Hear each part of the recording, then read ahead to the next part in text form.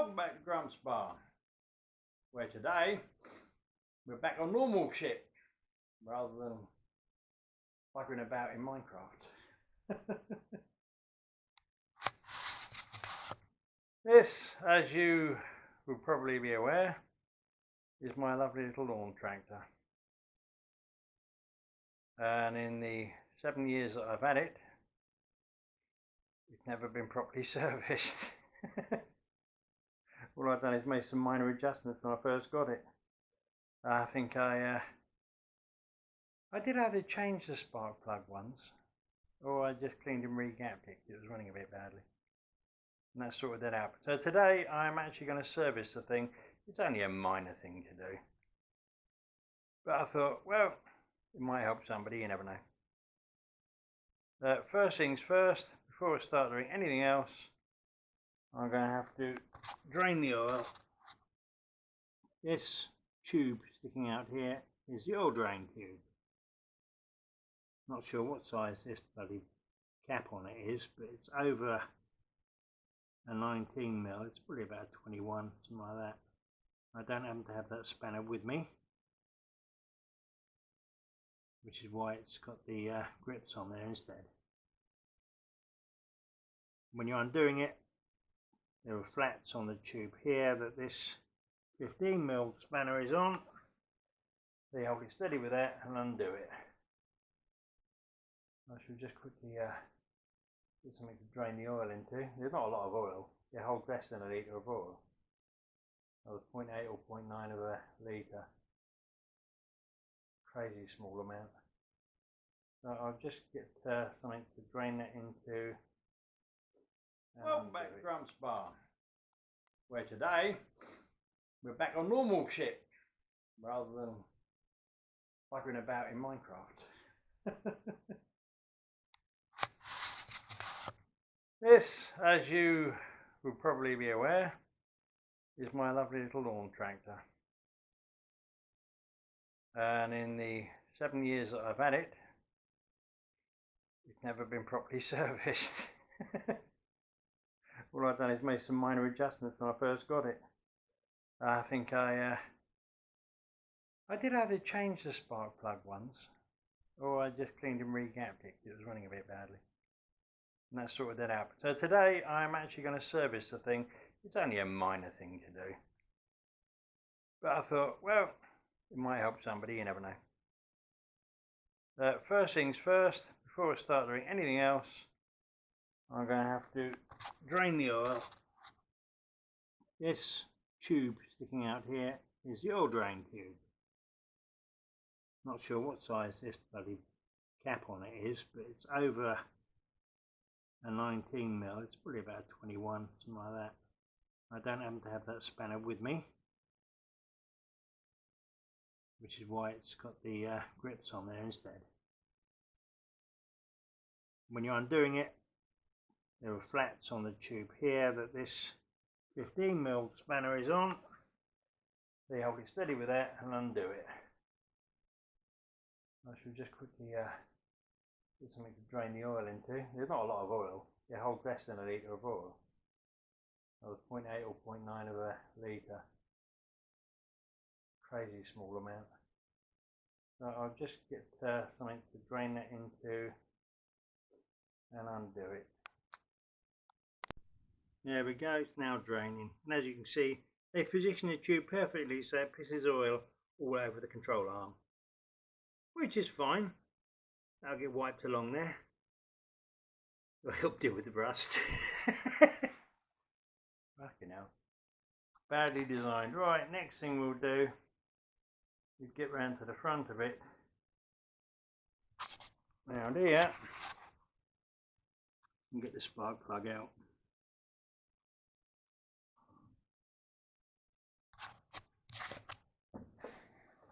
See if we can get the cap off easily enough from here.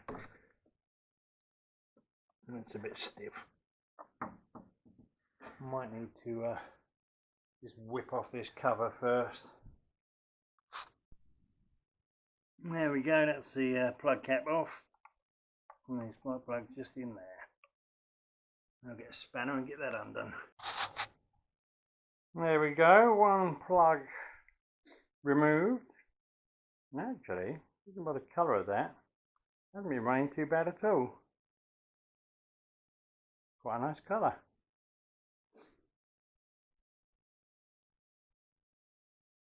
We'll clean up, I could have reused that, but nah, bugger it, I keep it as a spare. I'm putting a new one in. You have to do these things sometimes, you know. It's a 10mm spark plug spanner needed for these. It does say it on here somewhere. I don't know if you can. No, I don't know if you can read that. I can't bloody read it. But believe me, that's a 10mm spark plug spanner. Oh, quick tip. When you're replacing spark plugs, always make sure you get one of the same grade and the same length. These are long reach. Don't go putting long reaches in where it should be a short reach, or you're going to have holes in your piston. You don't want that. And if you don't know, with spark plugs, when you do them up, don't over tighten them. Just do it up until it feels just tight against the head of the machine, and then tighten them about a maximum about a quarter of a turn over there. Just nip them down and crush the crush washer that is on the end of them. That washer there. That crushes down to make a gas tight seal. If you overdo it, you risk either stripping the threads in the head or knackering that crush washer up so much that it doesn't do bugger all. Right, next we come to the air filter. Just a matter of unscrewing these two nailed bits here.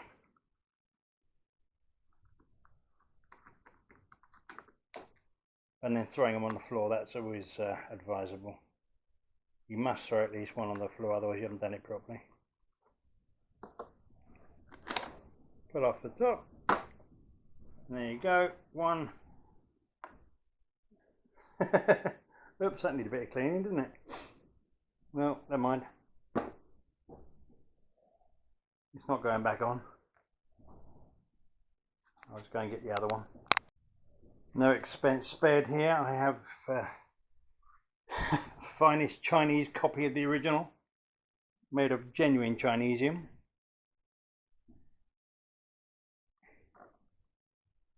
This whole kit only cost me about 30 quid. Hang on, I'm going to have to get a brush in. There's bits of dust in there. I'll just quickly give that a little clean out. There we go. Now we can stick that down. It just sits over the two studs.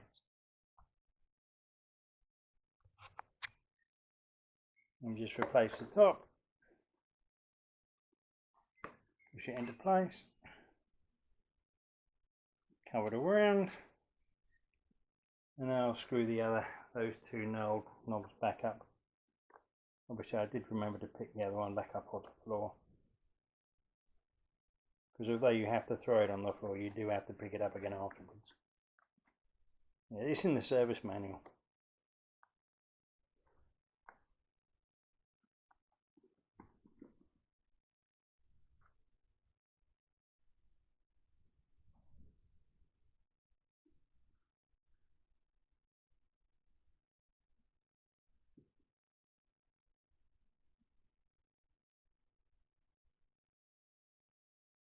Just do these up hand tight. Don't use any tools or anything on them. You don't even wreck them. Right, next thing to do is down below here. Turn the petrol off. Because I need to remove this fuel filter from here and replace it. To do that, you've got a couple of wire clips you have to undo. Pull it out and push the new one in there.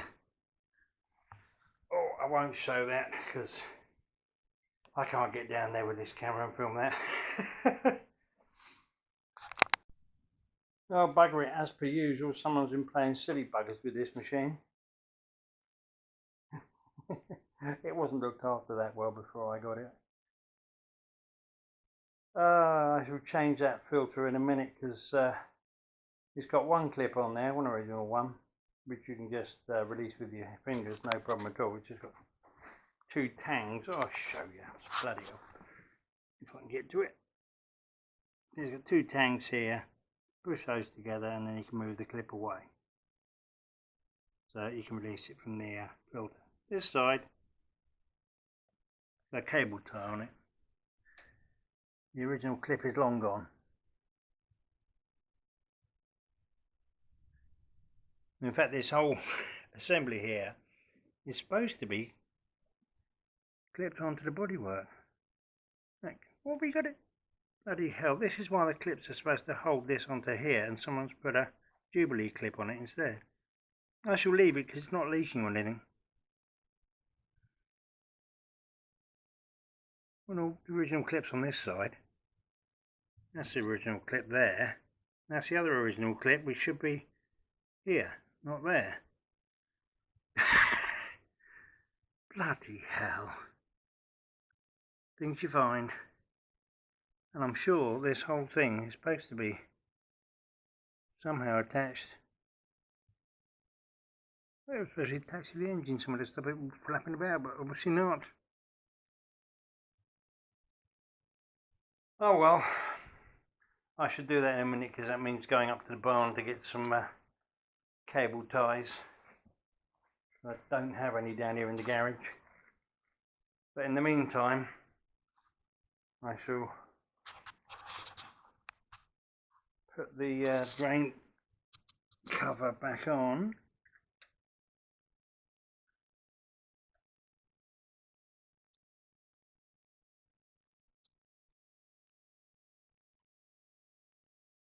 Tighten that down with a couple of spanners. Don't forget to use a 15mm on this inside tube. Stop it twisting. Otherwise it could just unthread itself from inside the main body of the cylinder there. You don't want that.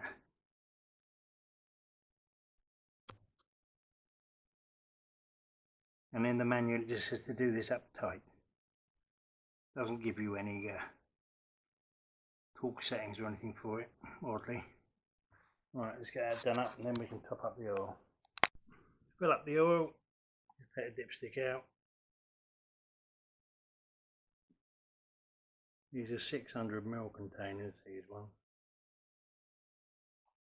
There'll be one and a bit of these.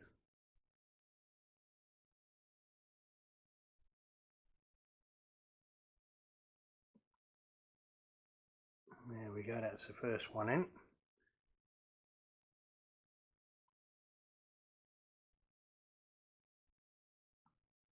So what I shall do is just put a little bit in there, give it 20 seconds or so just to settle down, and then measure it with a dipstick.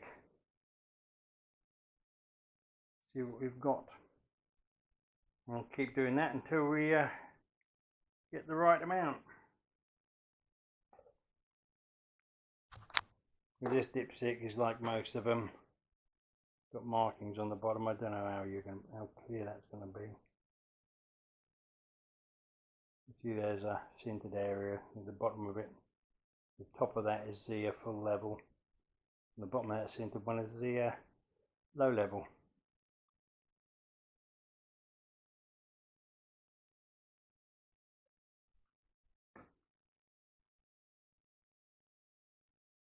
Alright, I'll be back once I've topped that up. Now, I don't know how well this is going to come out on the video, but there you go. Almost exactly, just a teeny bit over what it should be, which is absolutely fine. Just dip it in, pull it out and read it. As long as it's above that line, it's fine. As long as it's not too far above. You don't want to go really overfilling it, but a teeny bit extra is not going to hurt it. I actually only put, according to this here, I've put in just over 850ml to get it to that, which is about right because I think it's 900 in here. and as it was drained from cold, there will still be some oil in there anyway. I couldn't see the point in heating it up just for that, for a epoxy little engine like this that contains bugger all oil anyway. A little bit of dirty oil in there isn't going to make any difference.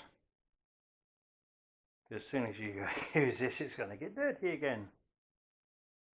So oil works. Right, that'll do for now. I had to do this because the last time I used this was for the paddock, which is a 2.5 hour slog going round and round in bloody circles, and it's got quite a hill in it. And as it was coming out the hill for about the last half an hour, it was really struggling to give it full throttle to get it up the hill, which it doesn't normally need. So yeah, that should have it sorted now. I can tell it was desperately needed for service. And the other thing I should probably do is, I won't do it on camera, but off camera I'll take both the blades off, give them a sharpen and balance again.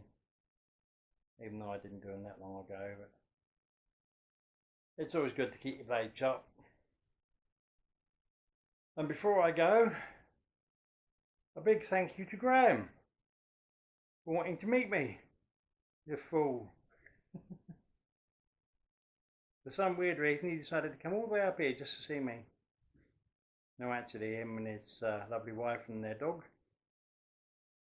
are doing the NC500, which if you haven't heard about it is basically a road trip around the top of the Highlands of about 500 miles in length, looking at all the beautiful sights up here. And yeah, he came up at just the right time because they're slowly destroying it with bloody wind turbines and battery fucking storage units and all that sort of shit. So it won't be long before it looks like an industrial estate up here. But at the moment, there's still some beautiful things to be seen. Yeah. Hey mate, hope you're having a good time. I know you've still got quite a bit in holiday left, so enjoy, drive safely, and take care. And that goes for the rest of you too. You take care, people, and I'll see you again soon. Bye. And for any doubters that are out there, there you go, one new fuel filter. Clipped on this end. Nothing on this end at the moment because I've got to go and get a cable tie. I don't have any around here. And that's the old fuel filter sitting in the bin. I will pick that up in a minute. Bye.